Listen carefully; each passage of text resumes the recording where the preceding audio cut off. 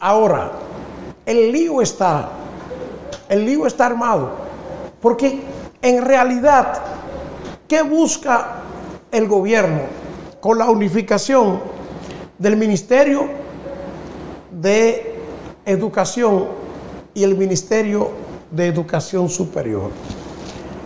Yo, cuando vi la información así, a simple vista, dije, me luce un retroceso. Dije que me luce un retroceso porque se creó el Ministerio de Educación Superior. ¿Por qué? Porque la responsabilidad básica del gobierno está con la educación preuniversitaria. Pero desde el gobierno entienden que no. Entienden que lo que hace falta no es esto, sino tener la educación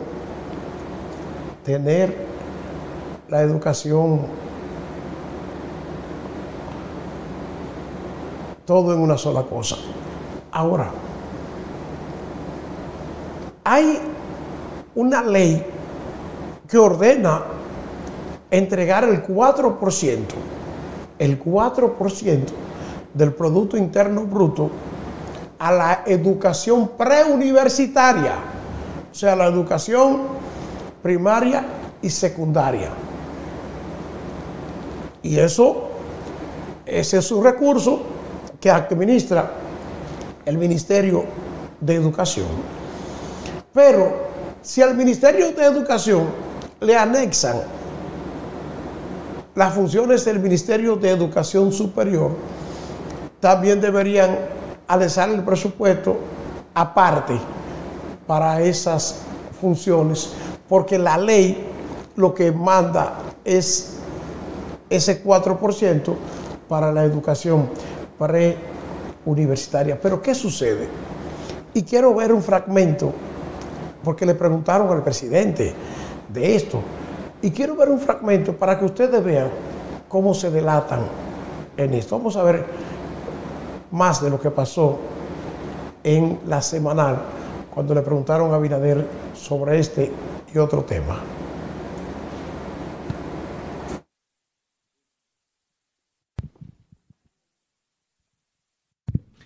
Buenas tardes, presidente, y a todos. Wilkin de la Cruz de Noticias SN. Mi pregunta es un poquito parecida. En el caso del Ministerio de Educación, tiene su presupuesto que es el 4%. Educación Superior también tiene su propio presupuesto. Al fusionar estos dos ministerios, ¿se continuará con el 4% o ese presupuesto aumentaría en función de que se trata de dos ministerios en uno? Muchas gracias. Bueno, en el caso de la educación, educación es educación.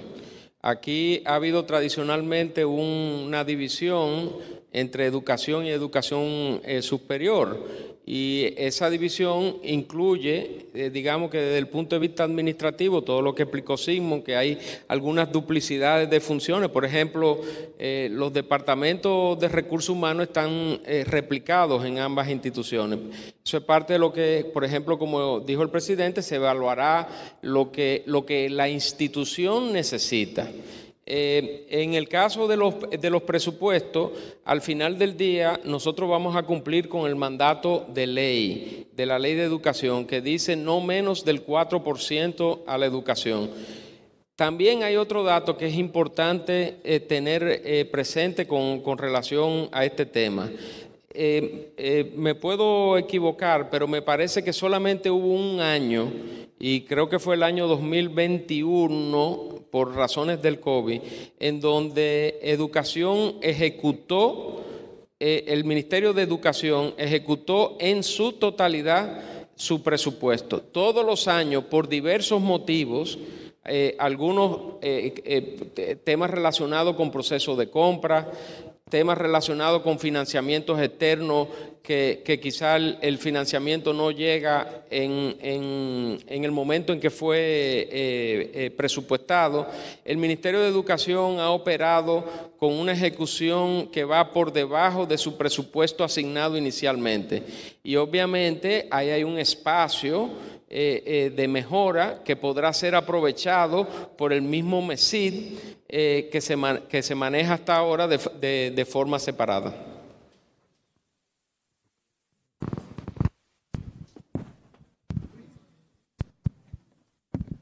Buenas tardes, señor presidente. Buenas tardes a todos. De alguna manera, presidente, Diulca Pérez de la Z101 y el periódico El Avance. De alguna manera ustedes hicieron una evaluación de la eficiencia y de los números que marcan esas entidades receptoras para saber la capacidad de recibir la fusión, de recibir esa otra institución y poder dar números positivos. Sí, Diulca, es así. Hicimos una evaluación tanto también con asesoría externa, con asesoría interna, con las consultas a los diferentes funcionarios, también con las experiencias también de otras naciones. Bueno, señores, cuando uno ve lo que está planteándose y lo que ha dicho el ministro sobre lo referente a la educación, tiene que preguntarse si en realidad hay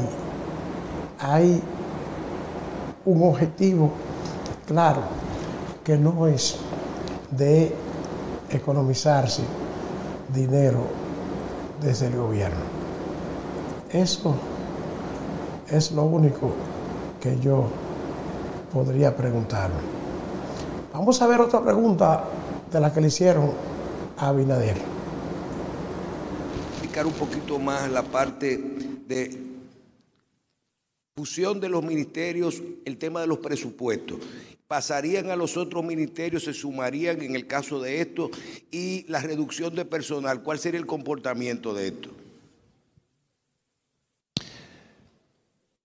Cada caso es diferente. En cada caso es diferente. El MAP y la unidad de reforma que creamos temporalmente, pues van a trabajar en cada uno de los escenarios. Hay unas que van a tener mucho más ahorros que otras. Por lo tanto, en cada caso lo hemos estimado en términos generales, en lo que mencionó Sismo, en unos 25.000 millones.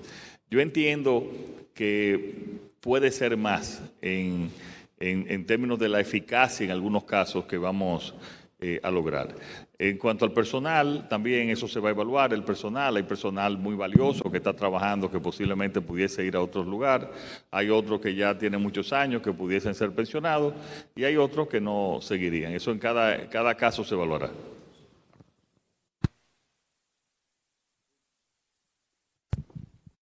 Bueno, señores, la verdad es que cada vez que le preguntaban del presupuesto, el presidente y los funcionarios no bajaban con la explicación clara y contundente. ¿Por qué? Porque hay serias dificultades. Vamos a ver qué más le preguntaron al presidente y a los funcionarios. Priena Almonte. Me gustaría saber si la prensa va a tener acceso a ese borrón, a ese levantamiento que ustedes hicieron para determinar que se podrían hacer ese ahorro de esa cantidad de dinero y también de que ciertamente no se van a ver tan afectados los empleados públicos. Eso por un lado, si vamos a tener acceso a eso y poder leer. Por otro lado, me gustaría saber cuáles serían las excepciones, las reducciones, los recortes para el sector privado, para los empresarios. Si se podría decir en este momento, porque sé que está hablando del gasto público.